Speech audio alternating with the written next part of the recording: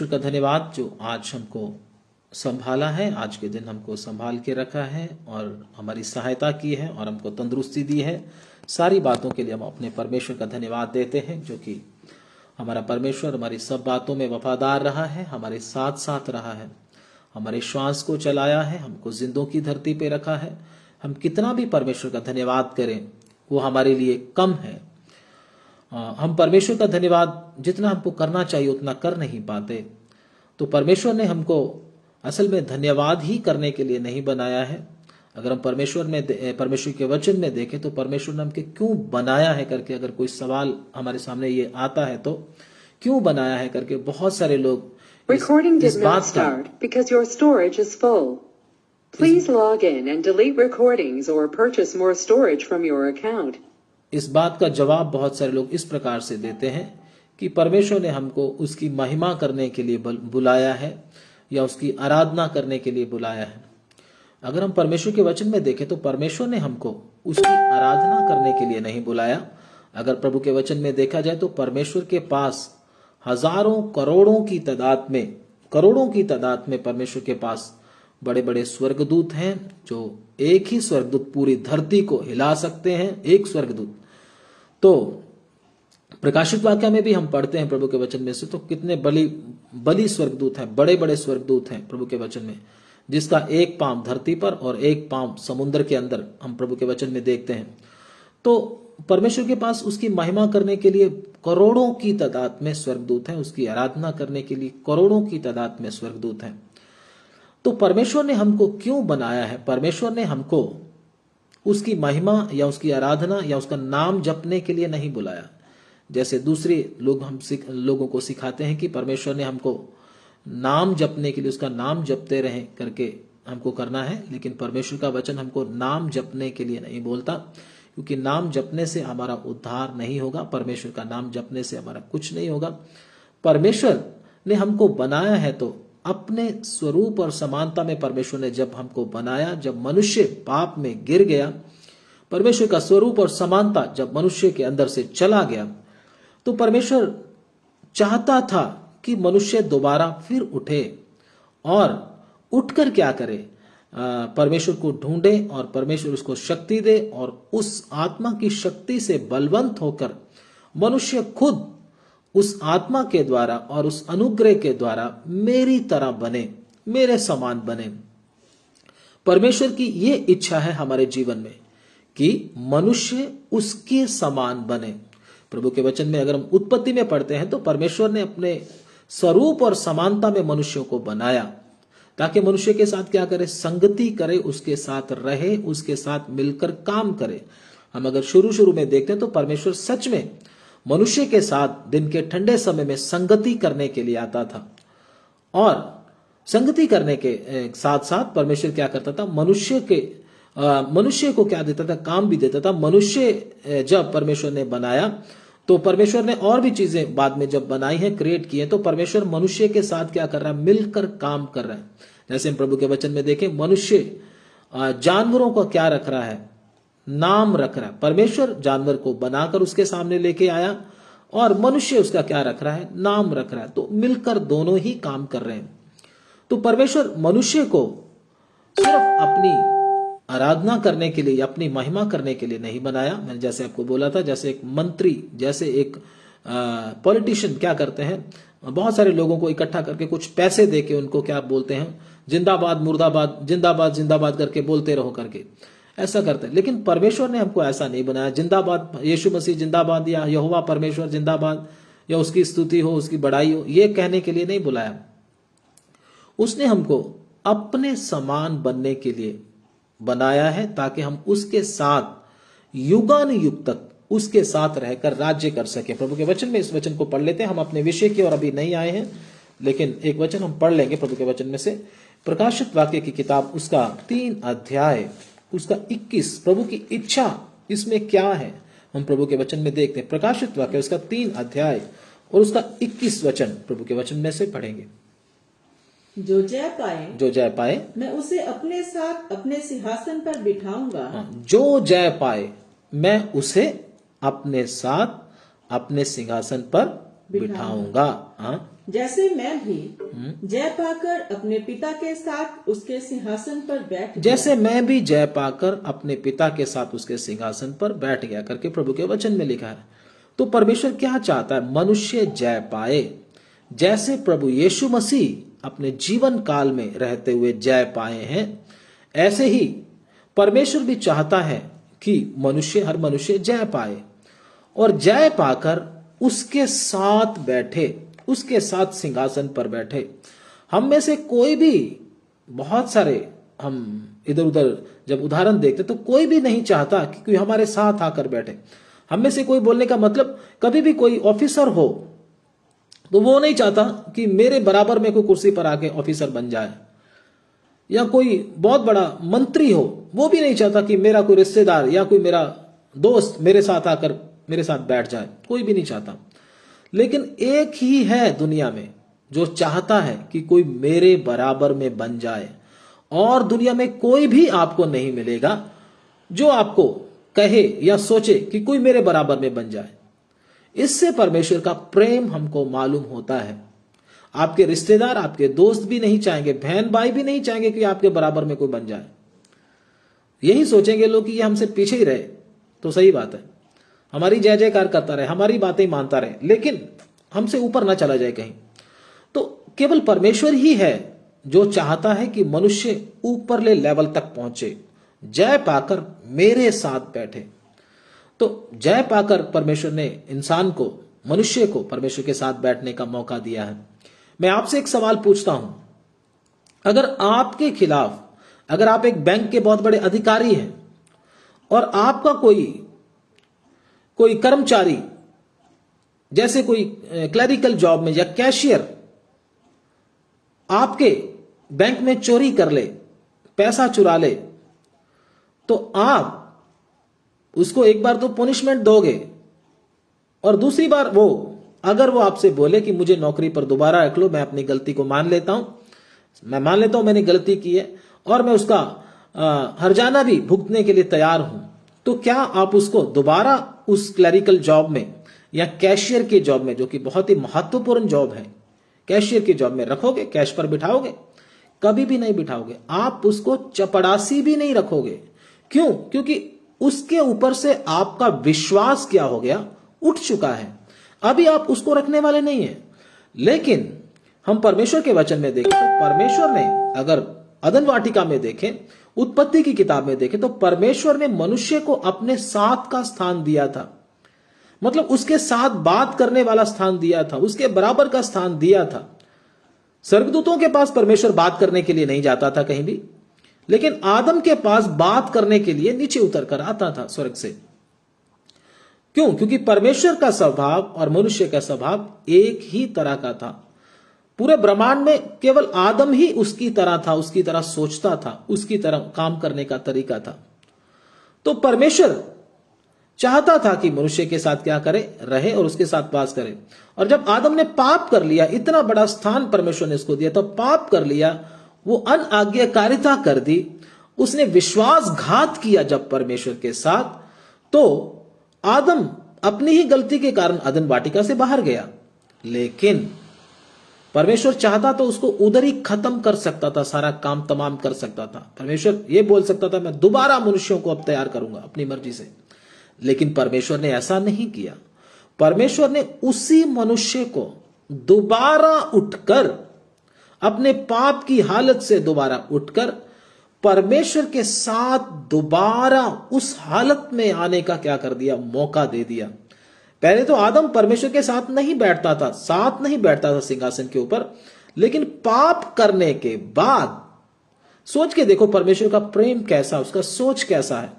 उसको और भी ऊंचा स्थान दे रहा है। कौन सा स्थान? मेरे साथ तू मेरे सिंहासन पर बैठेगा। हम में से कोई हो, अगर मैं हूं तो मैं बोलूंगा, कौन सा तीर मारा था तूने, तेरे को साथ बैठाने का मौका मिल रहा है। हम नहीं करेंगे ऐसा काम। लेकिन परमेश्वर का स्वभाव ही अलग है। परमेश्वर ने क्या बोला? जो जय पाए। किन मनुष्यों को बोल रहा है? जो पाप में गिरे थे, जिन्होंने परमेश्वर के साथ धोखा किया था, जिन्होंने परमेश्वर के साथ विश्वासघात किया था, उनको ही क्या बोल रहा है? जो तुम में से जय पाए, वो मेरे साथ सिंहासन पर बैठेगा। जैसे मैं जय पाकर पिता के सिंहासन पर बैठ गया, ऐसे तुम में से भी जो जय पाए मेरे साथ सिंहासन पर बैठेगा। तो परमेश्वर ने हमको युगानुयुग परमेश्वर के साथ मिलकर सिंहासन पर बैठकर काम करने के लिए सौभाग्य दिया है। इतनी बड़ी बुलाहट है हमारी बुलाहट कोई छोटी बुलाहट नहीं है, बहुत बड़ी बुलाहट है हमारी। तो अगर आप बुद्धिमान हैं तो छोटी छोटी बातों में, खाने पीने के चक्कर में, पारिवारिक समस्याओं में और अपना जॉब की समस्याओं में और किसी भी तरह की समस्या में इस बुलाहट को आप नहीं खोगे, आप इस बुलाहट को तुच्छ नहीं जानोगे अगर आप बुद्धिमान हैं तो। अगर आप बुद्धिमान नहीं है तो आप इस बुलाहट को खो भी सकते हो। सिंहासन पर बैठने का एक मौका आपके पास है। कितनी देर के लिए? 5 साल के लिए, 2 साल के लिए, 10 साल के लिए, 20 साल के लिए नहीं, युगानुयुग के लिए एक बड़ा मौका है। अगर हम छोटी छोटी बातों में उलझ कर रह गए, अगर छोटी छोटी बातों में अगर हम फंस गए, हम अपने सिंहासन को बैठने की उस जो हमारे सामने जो सिंहासन रखा हुआ, जो हमारे सामने एक बड़ा ओहदा रखा हुआ, उसको हम खो सकते हैं। प्रभु के वचन में देखें तो जैसे प्रभु के वचन में एस्तर की किताब में देखते हैं, एस्तर की किताब में राजा अक्षरश और उसकी पत्नी वस्ती, वो भी राजा के साथ रहती थी। बहुत बड़ा सिंहासन था राजा का, कितने प्रांतों के ऊपर राजा राज्य करता था। हिंदुस्तान से लेकर कूश देश तक राजा अक्षरश का राज्य था। फिर एक दिन राजा ने क्या किया, बहुत बड़ा प्रोग्राम किया, बहुत बड़ा पार्टी किया, जिसमें बहुत बड़े बड़े राजाओं को, वो सम्राट था, बहुत बड़े बड़े राजाओं को, बहुत बड़े बड़े नेताओं को, बहुत बड़े ज्ञानी लोगों को बुलाया। और जब बुलाया तो उसकी पत्नी को भी, रानी को भी उसने बुलवाया, ताकि उसकी सुंदरता, उसकी शोभा सारे दुनिया के सामने प्रकट हो, सब राजाओं के सामने प्रकट हो। लेकिन उस रानी ने अपने घमंड के कारण, अपनी अनाज्ञता के कारण, अपनी दुष्टता के कारण क्या कर दिया, उस पद को जो उसको मिलने वाला था उसको खो दिया। वो राजा की बात को नहीं मानी, उधर नहीं आई। जब वो नहीं आई तो उससे वो मुकुट छीन लिया गया, उसको राजा के साथ बैठने का अधिकार छीन लिया गया। उसके बाद वो रानी कभी भी राजा के पास नहीं आ सकी। तो इसी प्रकार कहीं हम भी अपनी मूर्खता के कारण, अपने घमंड के कारण, अपनी आज्ञा ना मानने की बुरी आदत के कारण कहीं हम भी इतने बड़े सिंहासन को, जो सारे ब्रह्मांड के ऊपर राज्य करने का मौका है, उसको कहीं खो ना दें। प्रभु यीशु मसीह में आकर कितनी बड़ी बुलाहट परमेश्वर हमको देता है। ये बुलाहट और कहीं भी नहीं आपको है, कहीं भी ऐसी बुलाहट नहीं है। सिर्फ प्रभु ही हमको इतनी बड़ी बुलाहट देता है। युगानुयुग तक परमेश्वर के साथ बैठकर राज्य करने का है।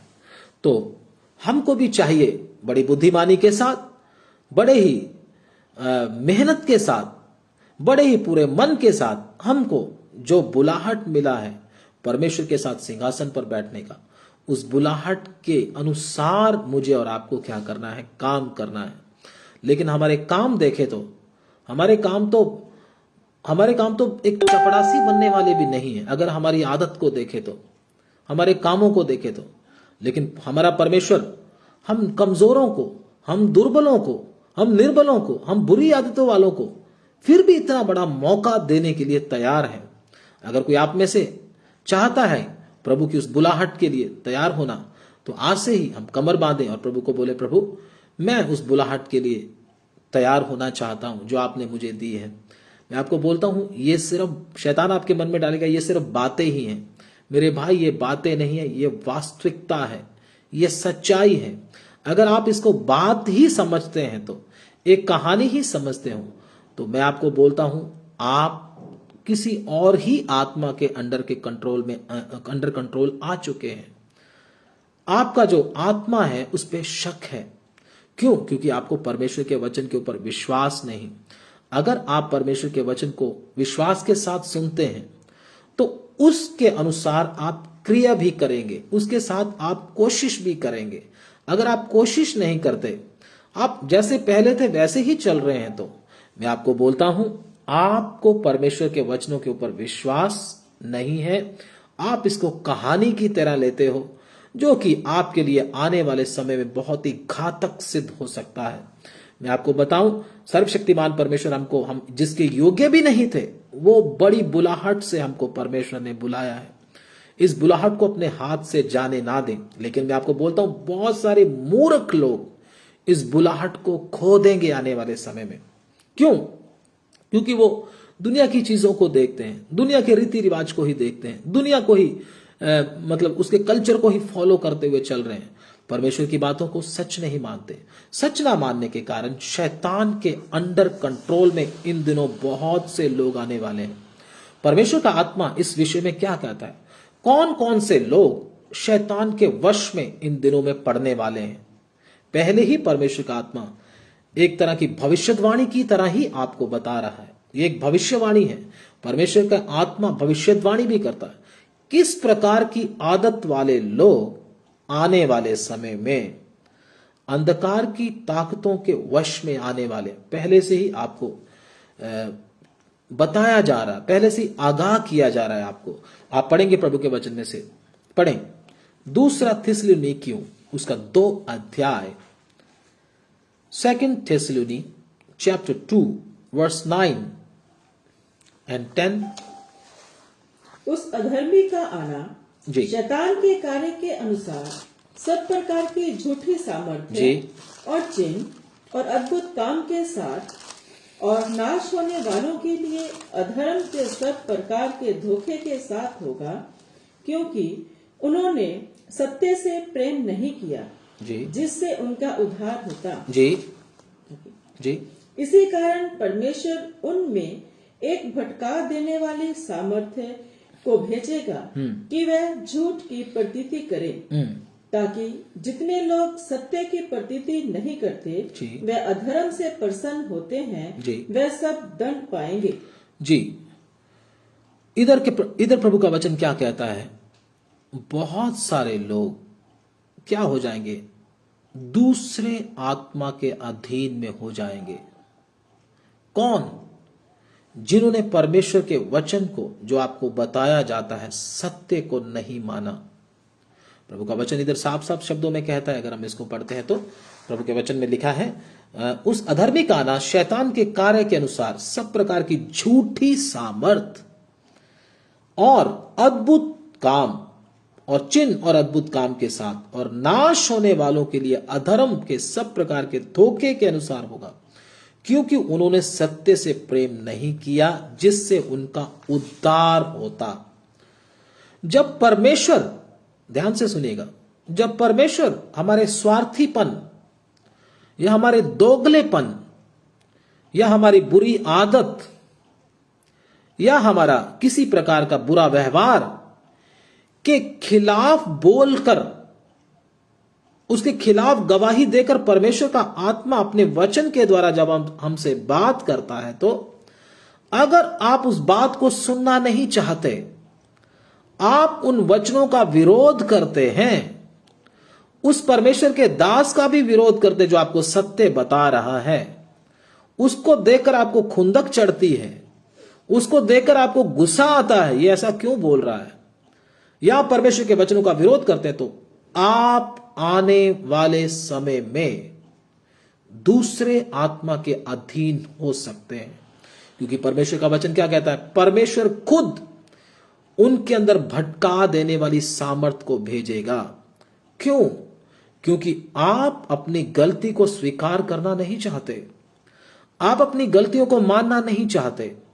आप, अगर आपको सत्य बताया जाता है, अपने कान उससे फेर लेते हैं और उल्टा उस वचन का आप क्या करते हैं? विरोध में उठकर खड़े हो जाते हैं।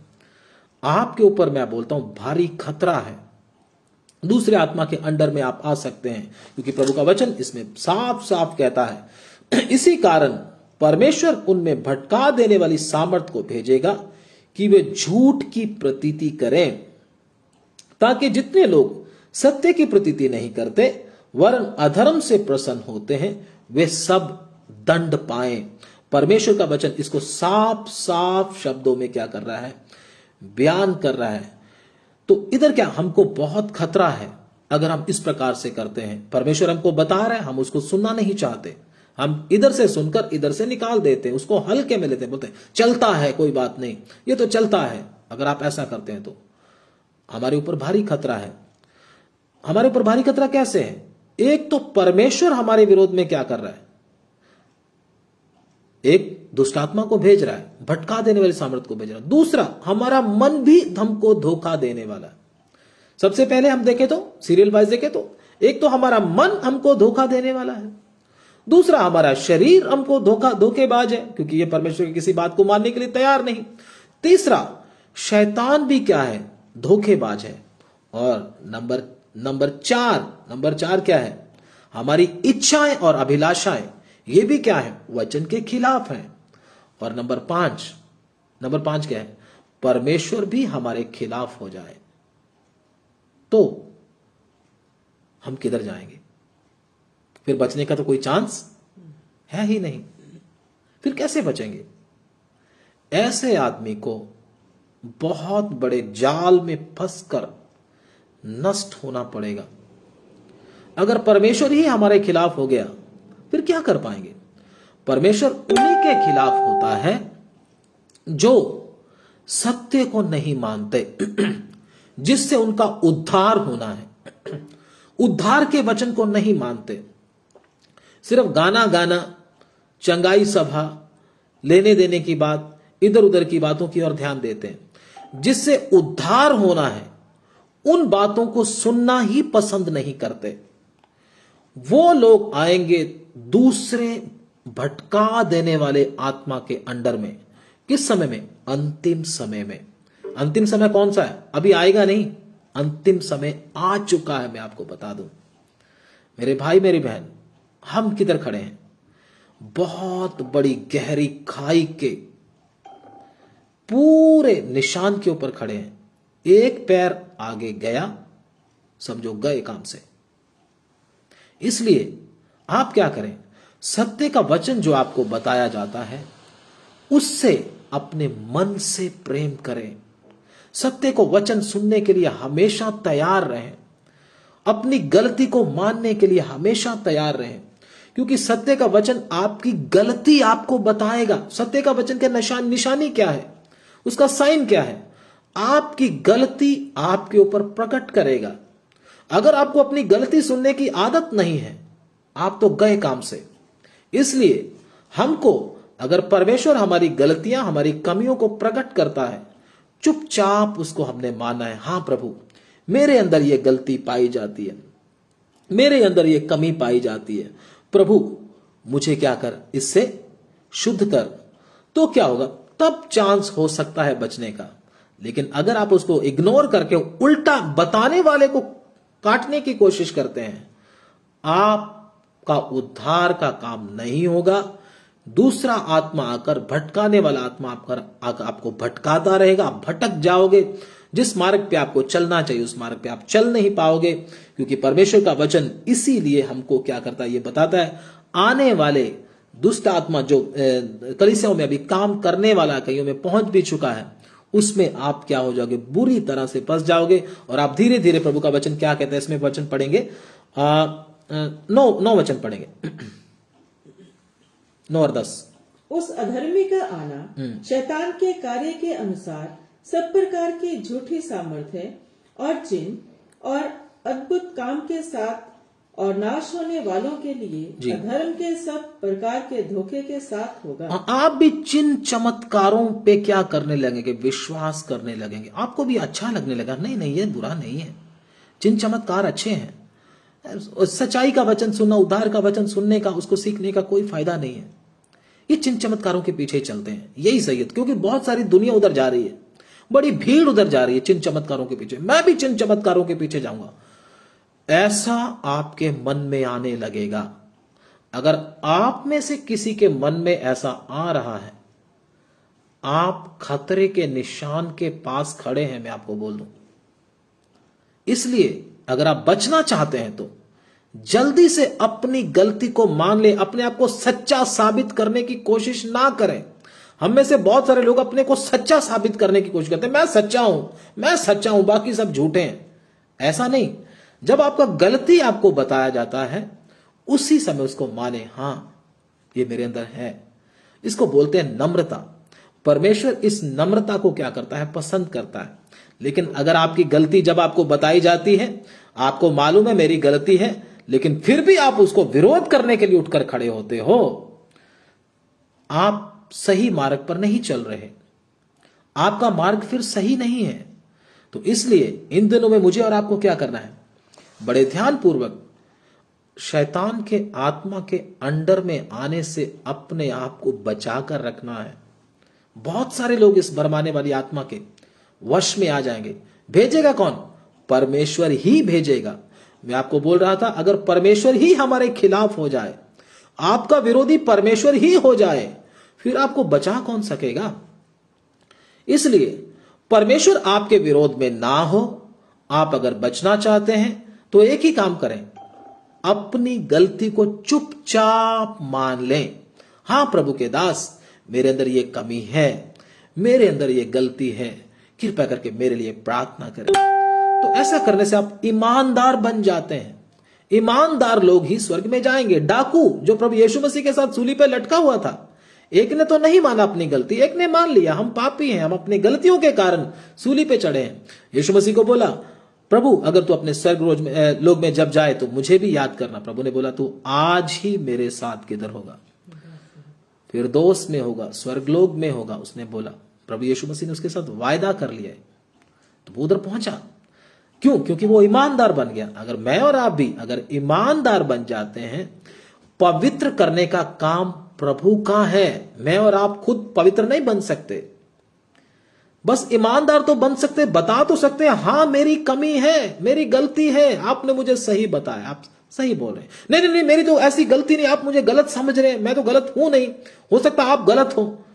तो ये आपके लिए घातक सिद्ध हो जाएगी।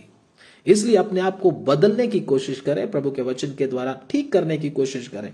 नंबर दूसरी बात, हम जल्दी से जाएंगे। इफिसियों, और कौन फंस सकता है दूसरे आत्मा के अंडर में? इफिसियों उसका 2 अध्याय और उसका 2 वचन प्रभु के वचन में से पढ़ेंगे। Ephesians chapter 2 verse 2।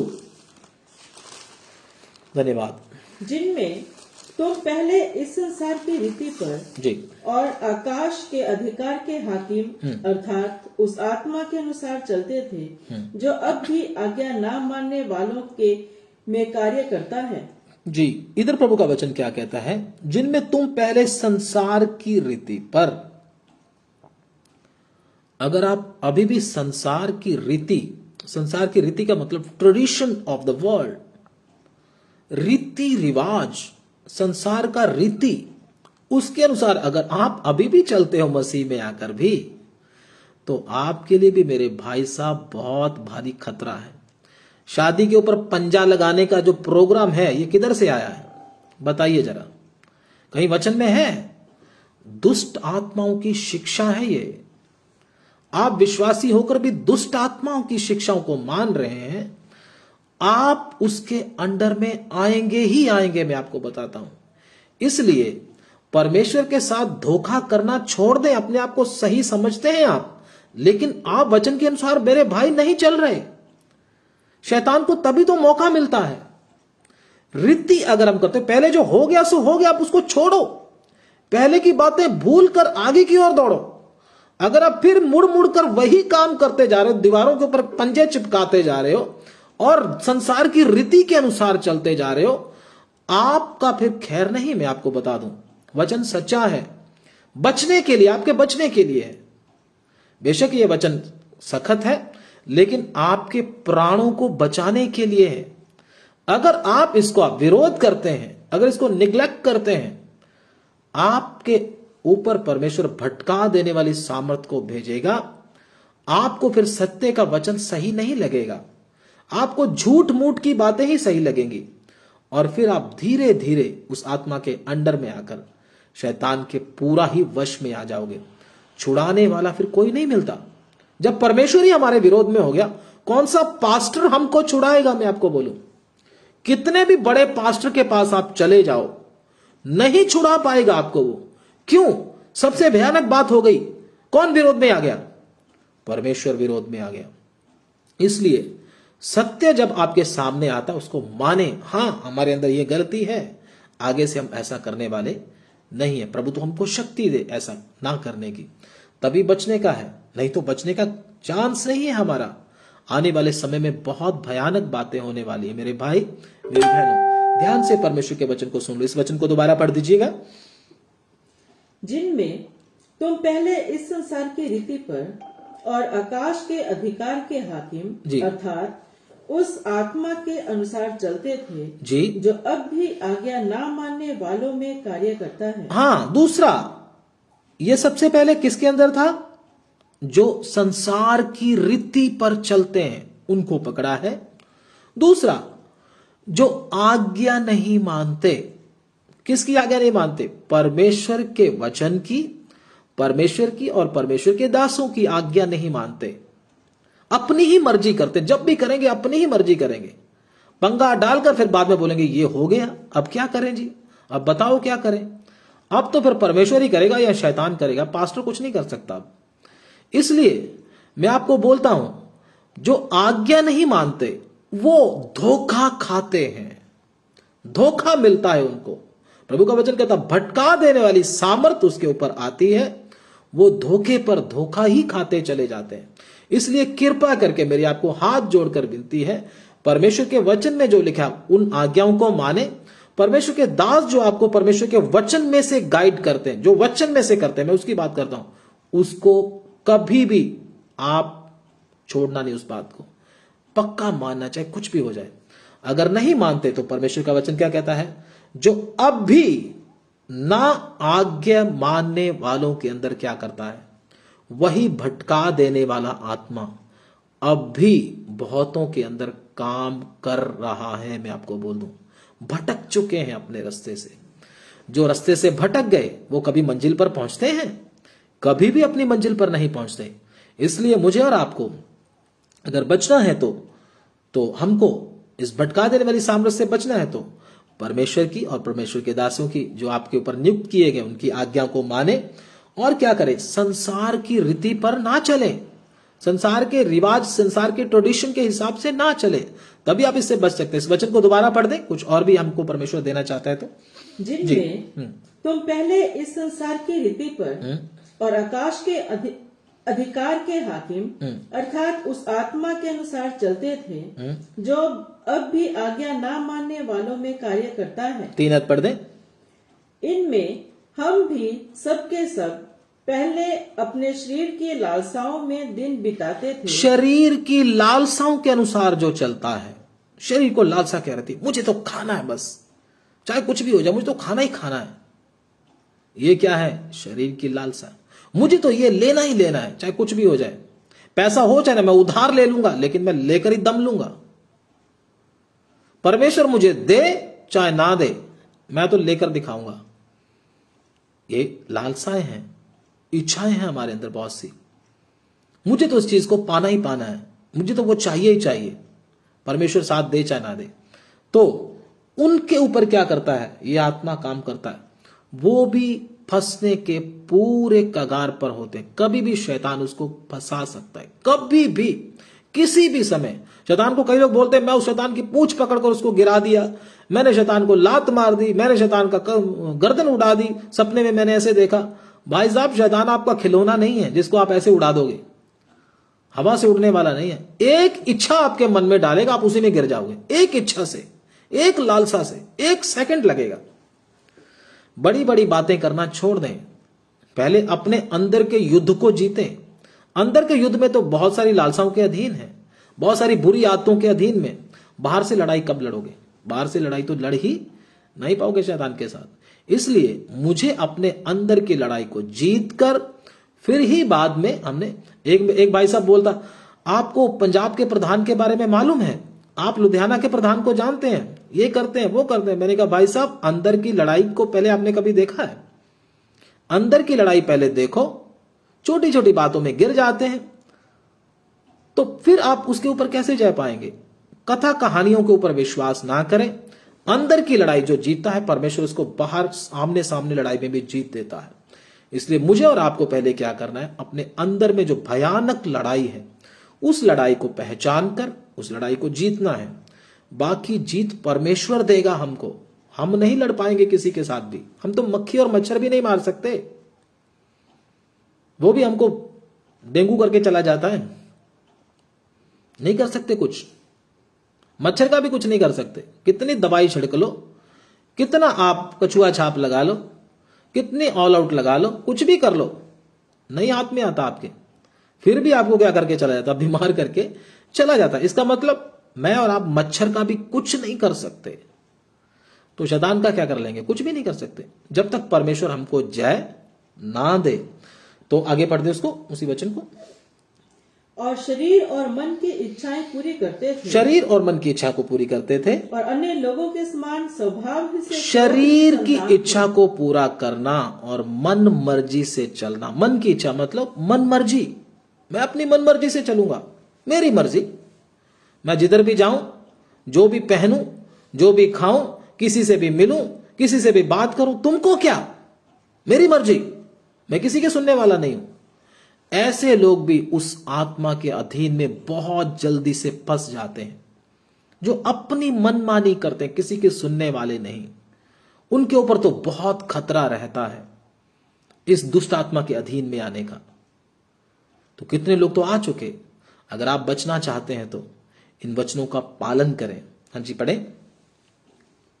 और अन्य लोगों के समान स्वभाव ही से क्रोध की संतान थे। स्वभाव ही से क्रोध की संतान। अगर आपका क्रोध, आपका गुस्सा आपके अंडर में नहीं है तो you are in a dangerous zone. आप क्या हैं, एक खतरे की जगह पर खड़े हैं।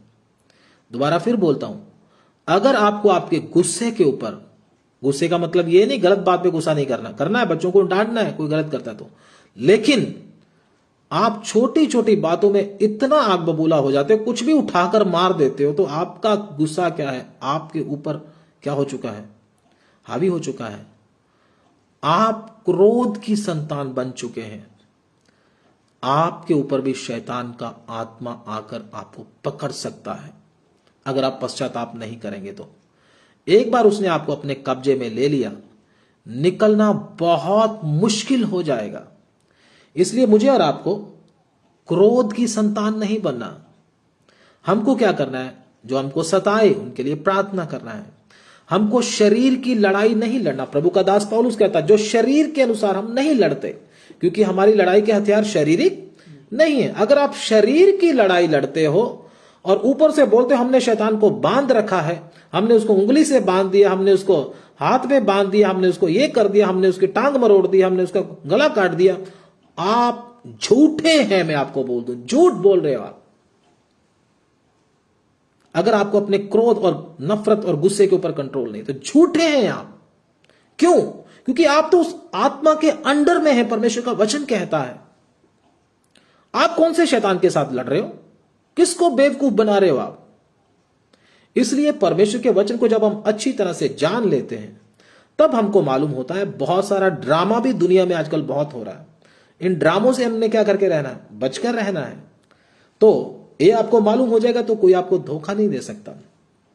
तो लास्ट बात मैं आपको बताना चाहता हूं, और शैतान किसको पकड़ता है, पढ़ेंगे प्रभु के वचन में से।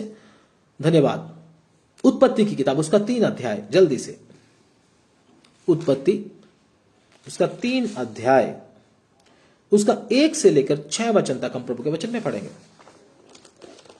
यहोवा परमेश्वर ने जी जितने बनैले पशु बनाए थे, जी उन सब में सर्प धूर्त था।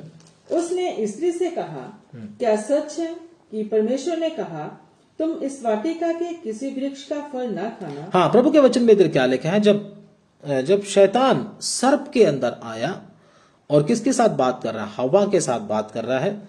जब हवा के साथ बात करता है तो सबसे पहले उसने सवाल किया है, बात नहीं किया, असल में सवाल किया है।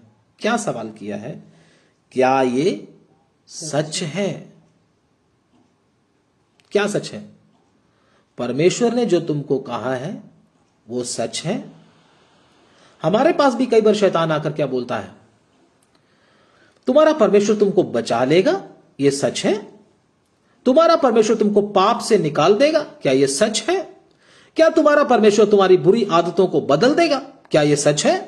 क्या तुम स्वर्ग में जाओगे, क्या ये सच है? बहुत सी बातों में, क्या तुम्हारा परमेश्वर तुम्हारे साथ साथ हमेशा रहता है, क्या ये सच है? ऐसी ऐसी बातों में शैतान हमको क्या करता है, शक डालने की कोशिश करता है। क्या तुम्हारा परमेश्वर तुमको संभाल लेगा, बपतिस्मा लेने के बाद तुमको शक्ति देगा, तुम पाप पर जयवंत हो पाओगे, तुम तो गिर जाओगे पाप में, क्या ये सच है? तो आप बोलोगे हां ये तो सही बात है, बपतिस्मा मैं अभी नहीं लूंगा क्योंकि शैतान मुझको कभी भी गिरा सकता है, मैं कभी भी पाप में पड़ सकता हूं। लेकिन बपतिस्मा क्यों नहीं ले रहे? क्योंकि शैतान ने आपके मन में शक डाल दिया, परमेश्वर नहीं कर सकता, यह परमेश्वर से नहीं होगा, तू विश्वास मत कर, ये सिर्फ बातें ही हैं, तू स्वर्ग में नहीं जा सकता, तेरे बस की बात नहीं है वचन में चलने की, छोड़ दे इसको, दुनिया का मजा उठा ले, जाना तो नरक में ही है। बहुत सारे लोगों को शैतान ने ऐसे क्या कर दिया, भरमा दिया। लेकिन हमारा परमेश्वर क्या क्या कहता है, अगर तुम में से कोई प्यासा हो वो मेरे पास आए और पिए, उसके अंदर से क्या निकलेगा, जीवन के जल की नदियां बह निकलेंगी। परमेश्वर ने एक वचन में और कहा है, यूहन्ना 3:16 अगर हम पढ़ते तो क्या लिखा उसमें गोल्डन वर्स में, परमेश्वर ने जगत के साथ ऐसा प्रेम किया कि उसने अपना इकलौता पुत्र दे दिया ताकि जो कोई इस पे विश्वास करे नष्ट ना हो बल्कि अनंत जीवन पाए। परमेश्वर के ऊपर विश्वास करने वाले अनंत जीवन को पाते हैं। शक करने वालों को कुछ भी नहीं मिलता। अगर आप परमेश्वर के ऊपर शक करेंगे शैतान की बात को मानकर, परमेश्वर आप पलटकर आपका बैरी हो जाएगा। मैं आपको बताता हूं, क्योंकि परमेश्वर के व्यक्तित्व के ऊपर आप क्या उठा रहे हैं, सवाल उठा रहे हैं। उसकी पवित्रता के ऊपर, उसकी विश्वास योग्यता के ऊपर आप सवाल खड़ा कर रहे हैं। क्या तू झूठा है, तू नहीं करेगा ऐसा, तूने बस लिख कर ही रखा है, ये बातें सत्य नहीं है। लेकिन हमारा परमेश्वर सत्य है, वचन का पक्का है। प्रभु का वचन कहता है जमीन और आसमान टल जाएंगे परंतु मेरे वचन से एक भी बिंदी इधर से उधर नहीं होगी, एक भी बिंदु इधर से उधर नहीं होगा, क्योंकि परमेश्वर का वचन सत्य है। परमेश्वर सत्य है और वायदे का पक्का है। आंख बंद करके परमेश्वर के ऊपर भरोसा किया जा सकता है। ऐसा चाल चलन हमारा होना है, तभी आप शैतान के चालाकी से बच सकते हो, उस भटका देने वाली सामर्थ्य से बच सकते हो। अगर आप परमेश्वर के ऊपर शक करते रहे, अपने विचारों में परमेश्वर के वचन को झूठा ठहराते रहे, तो परमेश्वर खुद ही आपके अंदर भटका देने वाली सामर्थ्य को भेजेगा। वो आपको धोखा देगी। आप धोखा खाते खाते एक दिन नष्ट हो जाओगे। आपका अंतिम समय फिर आ जाएगा। इसलिए अगर आप बचना चाहते हैं तो परमेश्वर ने इस वचन का सल्यूशन आपको दिया है, किस प्रकार से आप बच सकते हैं। परमेश्वर के ऊपर आंखें बंद करके भरोसा करें, उसके ऊपर विश्वास करें और आज्ञा माने। परमेश्वर के वचन में आज्ञाओं के विषय में लिखा गया था, मैंने आपको बताया था। आज्ञा माने, परमेश्वर की आज्ञाओं को माने, परमेश्वर के दासों की आज्ञाओं को माने, उनकी जो आपको सिखाते हैं उनके ऊपर विश्वास करें, उन बातों के ऊपर, और उनका कहना माने। तभी आप उनसे क्या कर सकते हैं, बच सकते हैं। और जो आपकी गलती आपको बताई जाती है उसको क्या कर लें, चुपचाप स्वीकार कर लें, किंतु परंतु ना करें। मैं तो सच्चा हूं, मेरे अंदर कोई गलती नहीं। अपनी गलती के ऊपर पर्दा डालने की कोशिश ना करें। इसलिए तभी आप बच सकते हैं। और भी बहुत सी बातें हमने सीखी थी प्रभु के वचन में, तो अभी दोबारा सीखने का, उसको जाने का समय नहीं है। इसलिए आप शैतान के इन तीरों से बच सकते हैं परमेश्वर के वचन के द्वारा, क्योंकि परमेश्वर का वचन हमारे पांव के लिए दीपक, हमारे मार्ग के लिए उजाला है। परमेश्वर का वचन ढाल है जो शैतान के जलते हुए तीरों से हमको क्या कर लेता है, बचा लेता है। शैतान के जलते हुए तीरों से बचने का एक ही तरीका है, परमेश्वर का वचन। इस वचन को कितना हमको प्यार करना चाहिए, जो हमको शैतान के तीरों से बचाता है। दुनिया में कोई भी चीज शैतान के तीरों को बुझा नहीं सकती, केवल एक ही चीज है, परमेश्वर का वचन। परमेश्वर का वचन तलवार है। शैतान का सामना करने के लिए एक ही हथियार परमेश्वर ने हमको दिया है, वह है परमेश्वर का वचन। जब वो तलवार लेकर हम खड़े होते हैं, जब हम उसको हाथ से घुमाना शुरू करते हैं, बोलने का मतलब उस वचनों को अपने मुंह से निकालना शुरू करते हैं, शैतान का कलेजा कांपता है। उस समय वो डरता है हमसे। क्यों? क्योंकि इसके अंदर से दो धारी तलवार निकल रही है। दो धारी तलवार क्या करेगी? काट डालेगी। इसलिए शैतान डरता है। इसलिए शैतान क्या करता है? दो धारी तलवार आपको लेने नहीं देता, वचन से दूर रखता है। वचन से दूर रहो, कोई बात नहीं, फिर बाद में कभी सीख लेंगे। आपको क्या कर रहा है? परमेश्वर के वचन का निरादर करवा रहा है शैतान। इसलिए कृपया करके इन बातों का ध्यान रखें और शैतान के जलते हुए तीरों को बुझाएं और उस भटकाने वाली आत्मा की सामर्थ्य से आप बच सकते हैं। परमेश्वर के अधीन रहकर परमेश्वर को अपना दुश्मन ना बनाएं। प्रभु इन वचनों के द्वारा आपको बहुत बहुत आशीष दे। आमीन। प्रार्थना करेंगे। धन्यवाद। Recording did not start because your storage is full.